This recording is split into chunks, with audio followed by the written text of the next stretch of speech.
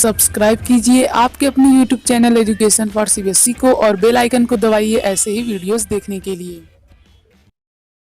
लो दोस्तों, आप लोगों का बहुत बहुत स्वागत है हमारे YouTube channel education for CBSE में। तो आज की इस वीडियो में हम लोग बात करने वाले हैं डिफ्यूज़न और ऑस्मोसिस के बीच में डिफरेंस के बारे में। तो चलिए इसे शुरू करते हैं। जैसा कि पिछले वीडियो में हमने डिफ्यूज़न के बारे में और ऑस्मोसिस दोनों के बारे में हम लोग देख चुके हैं, तो आज हम लोग इनके बीच में अंतर के बारे में देखेंगे ताकि हमको ये पता चल सके कि मतलब कि ये दोनों में अंतर किस तरह से है और ये दोनों अलग किस तरह से हैं। स्टार्ट करते हैं डिफ्यूजन। देखिए, diffusion occur in any medium. जैसा कि मैं आपको बताया था, ये किसी भी मीडियम में हो सकता है। अब मीडियम का क्या मतलब हुआ, मैंने आपको वो भी बताया था। मतलब कि सॉलिड, लिक्विड या फिर गैस, मतलब कि किसी भी मीडियम में डिफ्यूज़न हो सकता है। जबकि it occurs in only liquid medium. जो ऑस्मोसिस होता है वो सिर्फ लिक्विड मीडियम में ही होता है, सिर्फ और सिर्फ लिक्विड मीडियम में ही होता है। क्यों होता है? क्योंकि यदि हम लोग वहाँ पे देखे थे ना, हाई कंसंट्रेशन और लो कंसंट्रेशन बन रहा था, उसकी वजह से सेल वाटर को लूज़ करती थी तो उसका शेप भी छोटा हो जाता था, और अगर वाटर को गेन करती थी तो उसका शेप बड़ा हो जाता था। इसी वजह से ये सिर्फ किस में होता है? लिक्विड मीडियम में होता है। और उसके बाद बढ़ते हैं आगे फिर से अगले डिफरेंस की तरफ। The diffusing molecule can be solid, liquid और गैस। यानी कि वो मॉलिक्यूल, डिफ्यूजिंग मॉलिक्यूल का अभी मैं आप लोगों को मतलब समझा रहा हूँ। देखिए, वो मॉलिक्यूल जो कि डिफ्यूज़न में प्लेस कर रहा है, मतलब कि जो कि डिफ्यूज़न करा रहा है। मान लीजिए कि ये है हमारा एक मीडियम और ये है हमारी सेल। ठीक, अब मान लीजिए यहाँ पे H2O है। ठीक, अब जो H2O है ये अगर सेल के अंदर जा रहा है तो सेल ही हुआ डिफ्यूजिंग मॉलिक्यूल। मतलब जो अंदर जाएगा वही डिफ्यूजिंग मॉलिक्यूल होगा। यानी कि अब हमें आराम से समझ में आ रहा है कि डिफ्यूजिंग मॉलिक्यूल डिफ्यूजन में कौन कौन हो सकता है? सॉलिड भी हो सकता है, लिक्विड भी हो सकता है और गैसेस भी हो सकता है। जबकि यदि हम लोग बात करते हैं ऑस्मोसिस की, तो इसमें movement of solvent molecule only होता है। मतलब कि इसमें सॉल्वेंट मॉलिक्यूल का ही खाली मतलब सिर्फ मूवमेंट होता है। अब इसका मतलब भी मैं आप लोग समझा रहा हूँ। देखिए, जब भी कोई सोल्यूशन बनता है, मान लीजिए कोई सोल्यूशन है, आप लोग केमिस्ट्री में पढ़े होंगे कि उसमें हमेशा दो चीज़ें आती हैं। दो चीज़ें कौन कौन सी आएंगी? एक आएगा सल्यूट जो कि जनरली कम मात्रा में होता है, और एक आता है सॉल्वेंट जो कि जनरली ज़्यादा होता है। अब चलिए इसका भी एक एग्जांपल ले लेते हैं।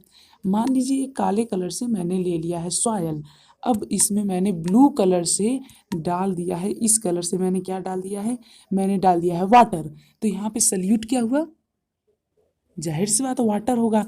तो जिस चीज़ में जिसको घोला जाए उसी को सल्यूट और सॉल्वेंट कहते हैं। ठीक, तो यहाँ पे सॉल्वेंट है सॉयल और वाटर है सल्यूट। यानी जो जनरली कम अमाउंट में हो उसी को हम लोग क्या कहते हैं? उसी को हम लोग सल्यूट कहते हैं। समझ में आया? तो ये बहुत ही छोटा सा डिफरेंस है सल्यूट और सॉल्वेंट का, जो आप लोग पढ़े ही होंगे, केमिस्ट्री में जरूर पढ़े होंगे। तो चलिए अब हम लोग बढ़ते हैं अपने अगले डिफरेंस की तरफ। Semi permeable membrane is not required. यानी कि यदि हम लोग बात करते हैं डिफ्यूज़न की, तो इसमें हमें किसी भी प्रकार की सेमी परमिएबल मेम्ब्रेन की ज़रूरत नहीं होती है। अब इसके बारे में मैं आप लोग बता चुका हूँ, आप लोग पढ़े भी होंगे प्लाज्मा मेम्ब्रेन कैसी होती है? Selectively permeable. आगे हम लोग पढ़ेंगे कि सेल वॉल होती है फ्रीली परमिएबल। तो इसमें सेमी परमिएबल मेम्ब्रेन की कोई भी ज़रूरत नहीं होती है। ठीक, उसके बाद हम लोग बढ़ते हैं semi permeable membrane is required. यानी कि इससे सेमी परमिएबल मेम्ब्रेन की रिक्वायरमेंट होती है। किसे? इसे ऑस्मोसिस में। ऑस्मोसिस के प्रोसेस में हमें सेमी परमिएबल मेम्ब्रेन की रिक्वायरमेंट होती है। उसके बाद देखिए, it depend upon free energy of molecule. ये मॉलिक्यूल की फ्री एनर्जी पे डिपेंड करता है। मतलब मॉलिक्यूल आपस में कैसे हैं? जैसे कि कोई सॉलिड होता है तो उसके मॉलिक्यूल काफ़ी नज़दीक नज़दीक होते हैं। कोई लिक्विड होता है उसके मॉलिक्यूल काफ़ी दूर दूर होंगे, मतलब यहाँ यहाँ यहाँ यहाँ। और कोई गैस होगा तो उसके मॉलिक्यूल और दूर दूर होंगे, जैसे कोई यहाँ यहाँ। तो वही बात यहाँ कही जा रही है कि depend on the free energy of molecule. यानी कि मॉलिक्यूल की एनर्जी कितनी है फ्री स्टेट में, और डिफ्यूजिंग सब्सटेंस ओनली। यानी कि सिर्फ डिफ्यूजिंग सब्सटेंस की मतलब कि सिर्फ उसी सब्सटेंस की जो डिफ्यूज हो रहा है, जो दूसरे जो, रुकिए नहीं समझ में आ रहा है तो कोई बात नहीं, मैं बता रहा हूँ, मैं अच्छे से बताऊंगा। जो मान लीजिए कोई मीडियम है, अब जो सब्सटेंस सेल में जाएगा उसकी यहाँ पे हम लोग बात कर रहे हैं। जो सब्सटेंस सेल में जाएगा उसी को डिफ्यूजिंग मॉलिक्यूल और डिफ्यूजिंग सब्सटेंस बोलेंगे। तो डिफ्यूजिंग सब्सटेंस की फ्री एनर्जी कैसी है, वो सॉलिड है कि लिक्विड है कि गैस है, उस पर ये डिपेंड करता है।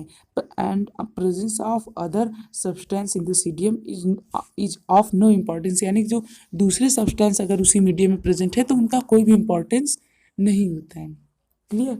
और उसके बाद बात करते हैं, इधर देखिए, दो it is the diffusion of solvent molecule only yet influenced by presence of other substance, यानी कि जो ऑस्मोसिस होता है वो अदर सब्सटेंस के प्रेजेंस से क्या होता है, अफेक्ट होता है। मान लीजिए ये कोई मीडियम है, इसमें मैंने ले लिया है एक ब्लैक कलर से, मान लीजिए ले लिया है कार्बन, और इसके बाद इसमें मैं ले लेता हूँ एक छोटी सी सेल, और इसके बाद इसमें हम लोग ले लेते हैं ब्लू कलर से H2O। तो जब H2O इसमें जाएगा ऑस्मोसिस के जरिए, जब H2O इसमें जाएगा ऑस्मोसिस के जरिए, उस समय इसका भी इन्फ्लुएंस पड़ेगा, इसका भी इन्फ्लुएंस पड़ेगा, मतलब ये भी इस पर इफेक्ट डालेंगे। तो इसीलिए कहा गया है कि जो ऑस्मोसिस होता है वो क्या होता है, वो सब पे मतलब कि इफेक्टिव होता है, मतलब कि उस सब की वजह से क्या होता है, इन्फ्लुएंस होता है। क्लियर। तो चलिए अब हम लोग बढ़ते हैं आगे।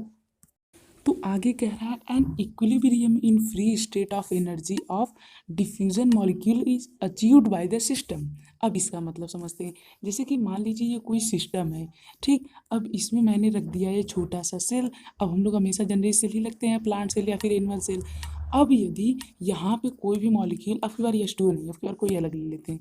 मान लीजिए कोई मॉलिक्यूल है, जैसे कि CO2 ले लेते हैं। देखिए, नहीं CO2 तो बाहर होगी ना, हाँ H2O ही ले, नहीं ऑक्सीजन ले लेते। देखिए ऑक्सीजन अब यदि डिफ्यूज़न होके इसके अंदर जाएगी तो कब तक जाती रहेगी। हमने पढ़ा था कि जब तक मीडियम में इक्वल ना हो जाए, इक्वल कॉन्सेंट्रेशन जब तक ना हो जाए, तब तक वो लोग क्या करेंगे, डिफ्यूज़ होते रहेंगे, होते रहेंगे। अब भाई नदी और तालाब वाला एग्जाम्पल आपको याद है जो मैंने आपको दिया था। तो नदी में से तालाब में पानी कब तक जाता रहेगा, जब तक कि नदी और तालाब का पानी एक ही लेवल पे ना आ जाए। क्लियर। तो उसी तरह से यहाँ पे भी होगा कि इक्विलिब्रियम जब तक अचीव नहीं होता है तब तक डिफ्यूज़न होता रहता है, होता रहता है। लेकिन इस केस में ये नहीं होता है। अब क्यों नहीं होता है, चलिए इसे हम लोग अच्छे से समझते हैं। देखिए ये कोई मीडियम है। अब यदि मान लीजिए सेल में जितना वाटर है उतना वाटर आउटर मीडियम में न उससे ज़्यादा है, मतलब कि मान लीजिए आउटर मीडियम में काफ़ी ज़्यादा है, इसमें काफ़ी कम है, तो ये ऑस्मोसिस के जरिए इसमें जाएगा। अब मैंने वाटर का एग्जांपल क्यों लिया, क्योंकि ये सिर्फ लिक्विड में ही होता है। मैंने आपको पहले ही बताया इसके डिफरेंस में। देखिए ना ये वाला, ये वाला, तो इसी वजह से ये मान लीजिए हमने लिक्विड लिया, तो मान लीजिए इसमें चला गया। अब यदि सोचिए, अब हमेशा ऑस्मोसिस में क्या ज़रूरत होता है, सॉल्वेंट की ज़रूरत होती है और सल्यूट की। अब जब सल्यूट और सॉल्वेंट इक्वल हो जाएंगे तब वे सल्यूट और सॉल्वेंट कहलाएंगे ही नहीं। तब हमें बहुत सारी कन्फ्यूजन हो जाएंगे सल्यूट और सॉल्वेंट को लेकर के। तो उस केस में हम इसे डिफ्यूज़न का नाम दे देंगे। लेकिन जब इसमें एक सल्यूट होगा, एक पार्टिकुलर सॉल्वेंट होगा, तब उस केस में हम लोग इसे कहेंगे ऑस्मोसिस। इसीलिए यहाँ पे एनर्जी का जो मतलब कि जो इक्विलिब्रियम होता है फ्री एनर्जी का, वो यहाँ पे अचीव नहीं हो पाता है। सो बस आज की इस वीडियो में इतना ही। मिलते हैं अगली वीडियो में। अगली वीडियो में हम लोग बात करने वाले हैं सेल वॉल की। फिर वहाँ पे हम लोग फिर से देखेंगे कि सेल वॉल और प्लाज्मा मेम्ब्रेन में क्या अंतर होता है। तो चलिए मिलते हैं अगले वीडियो में। Thank you. जय हिंद, जय भारत। यदि आपने हमारे चैनल को सब्सक्राइब नहीं किया है तो प्लीज़ प्लीज़ प्लीज़ कर लीजिए, क्योंकि ये बहुत ही इंपॉर्टेंट भी है, ज़रूरी भी है, और हमारी कुछ मदद भी हो जाएगी। सो मिलते हैं अगले वीडियो में।